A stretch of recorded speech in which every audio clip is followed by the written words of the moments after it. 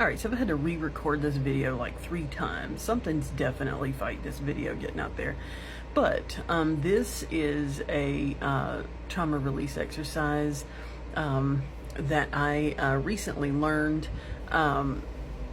Now, I've got the book information. If you want to know what book that came from, leave that in the comments and I will, respond with the actual book series that this came from. I think because I actually put the name of the book series, I think it's being filtered or whatever. So this is the redo video. If you want to know what the book is and where to get it, leave a comment and I'll let you know, right? I don't gatekeep information. It's too critical, right? So it's the the Lionsgate's portal is coming up tomorrow, and I find the energy of today is a level of intensity that I was not ready for. I'm over here doing my thing, and bright and early in the morning, my deepest, darkest fear pops into my brain.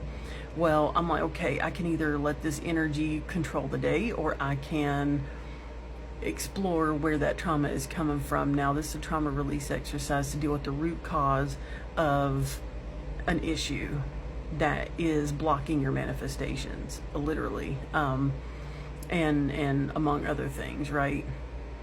Your ability to tap into, the beyond, that type of thing. So it blocks a lot of things, trauma does. So with me specifically, I saw a person in my head that I've been talking to. I met them at the gym, and, we've developed, a bit of a friendship, right? That kind of thing. If you know, right?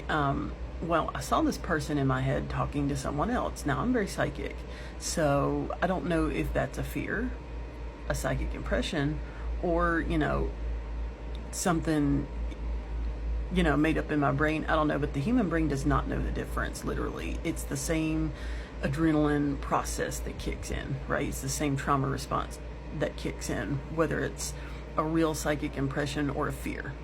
FYI, your brain doesn't know the difference. So what you're going to do is you're going to analyze the emotion that you're feeling, really analyze it. If you're feeling jealousy, if you're feeling sadness, you're feeling anger, right? Those are all the emotions that popped in first. But then it was like that deep rejection set in. Like, why does this always happen to me? Why do I, and then this sadness kicks in, right? And then, okay, I've identified these are the cover emotions, jealousy, whatever, anger, fear, depression, but the root of that is rejection. That's what is the root anchor emotion. You're going to identify that. You're going to sit with that a minute and figure out what's the root emotion, right? Now that you've identified it, you're going to think back to the earliest possible time frame you remember feeling that. You're going to let that scenario formulate in your brain. Now, for me, just getting specific, it's a little personal, but I think a lot of people, need to hear that. It was, when I was 5 years old and my mom and dad had just divorced, right? I didn't know that. I didn't know what was happening. All I knew is I was being ripped away from my mom, put into a pickup truck, and drove off to somewhere I had no idea, right? I didn't know these people. I didn't know what was happening. I was screaming, like, what is happening? I felt this deep rejection. Why doesn't she love me? Why is this happening? You're going to visualize that. You're going to see yourself as a kid whenever it happened to you at whatever point in time. Okay? You're going to separate that. You're going to sit with that scenario. You're going to feel it in your chest. You're going to just feel that emotion for a couple of minutes. Don't sit with it a long time, but sit with it for a minute. Tell your child self, if it happened as a kid, it's okay. The feelings you're feeling are valid, right?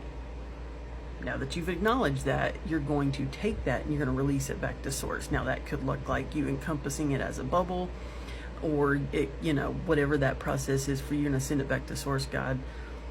You can float it as a bubble back to source, whatever that visual looks like for you. Okay, then you're going to go back to the present scenario. Okay, you're going to let that one play out in your head again. You're going to sit with the emotion you feel now.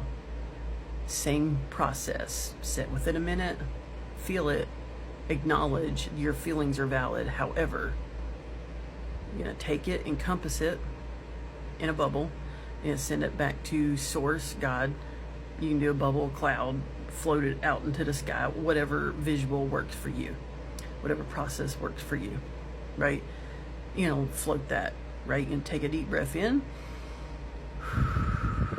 and let that go as you're breathing out. Now, you're going to go back to your inner child self that's still there, right?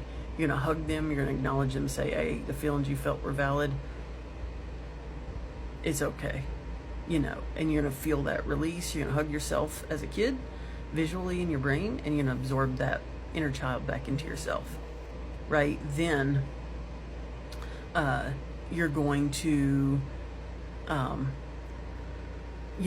bring yourself back to the current time frame, move your arms, legs. You're going to go into basically, it's a bit of a meditation.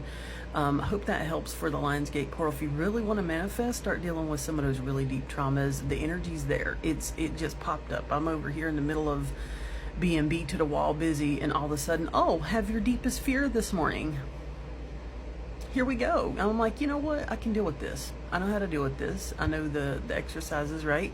I do help people with this process. It is a service I offer. Link is in my bio if you're interested. If you want to know where information came from, I can also give that to you. Comment, let me know. If you want the book series, I will put that in the comments. Hope it helps. Happy manifesting tomorrow.